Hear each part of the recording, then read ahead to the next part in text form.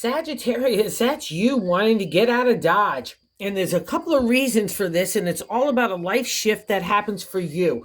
Okay, let's get into it. So, in that first card placement in number one is a significator. That placement is the Seven of Cups. And that's the contemplation meditation of new moves for the heart, right? It's a crossroads card for me. If you were really happy where you were, you wouldn't want to be moving in a new direction. And there's several cards here that indicate that as well too. And see, all your cups are in a row, no harm done. That's you on the rock waiting to say, hey, where am I going to go next? And there's Aphrodite in my mythology saying, hey, I'm going to lead the way for you, Sagittarius. And what's so beautiful about that first card placement is the seven card placement is another identifier of self, of what's going on in the overall reading. And to me, the Hierophant, a major arcana card, is you. Okay, he's the healer. I take the universal message of God and make it a material reality in the real world, right? So if you're thinking like your heart is changing to maybe be of service or have your own connection to God, even maybe going against other people's rigid thinking about what God and your connection should look like, because these kinds of cards overall say that you have your own identity in your own way. And also too, even if you just want to walk in your own way, that would be a reflection of the Hierophant kind of nudging the Seven of Cups on, saying, let's take a new ride, see where the heart takes us. That's the thing. We don't know always where we're going, but we know we need to get out of where we are, right? Okay, that's and also what's blocking that energy from manifesting in that second placement card. The crossing card is a King of Swords. He's legalities, he's authority. It could be from divorce, separation, a boss, that all that kind of just heavy patriarchy stuff. But also what's interesting is the King of Swords is a fair guy. So I don't know. It's interesting to have it underneath the Seven of Cups. But if it's pushing you on to do things in new directions, I'm all for it. But don't let that kind of heaviness of justice or anything from the past of analytical thinking or strategy that had to be maybe applied in the past, don't let it tamper your heart or your spirit, because God's got some really good stuff in the top of the matter. And I like to say God's placement to help us navigate through the next steps, right? And the Four of Wands is a firm foundation to build on the creative. But what's nice is I've already come together like a friend. We're all joyous and happy, good time. And you could trust this, right? And what's nice is they're all kind of kindred spirits, like walk maybe kind of a different path, but the same kind of conclusions for character and values and integrity. And that's important, especially for the Sag here too. And what's interesting is nice too is that you can really trust your gut here. Is in the base of the matter, the Four of Swords, 4 refresh 8, okay? And the refresh comes from trusting yourself. That's the firm foundation of the swords, right?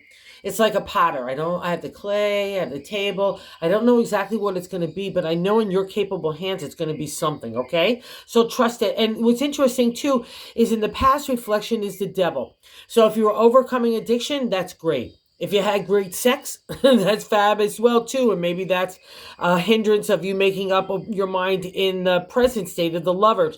But also too, if you're holding any thoughts of yourself as the devil or anything towards other people, just let that go, okay? Thank goodness it's in the past reflection, because I know you've dealt with it. So good job, Sag, okay? And if it's spurning on the lovers in the present position, that's part of the lesson. They're all major arcana cards, these guys, all right? So it's a major life lesson shift. That's part of life as well, right? And lovers is sometimes when we were younger, we made certain criteria as our like attractiveness, or just having a good time, other things that were important when we were younger. And now as we get older, different attributes and characteristics come into play in our decision making of what we want out of life. And sometimes you don't know what you want until you tasted the apple of what you don't want. That's part of the Lover's card again. So just make sure you're doing you, and that's another reflection of that present state. If you're having to leave a love relationship or considering it, just make sure you're doing it for you, okay? And I'm not saying stay, that's not exactly at all, the cards would encourage otherwise,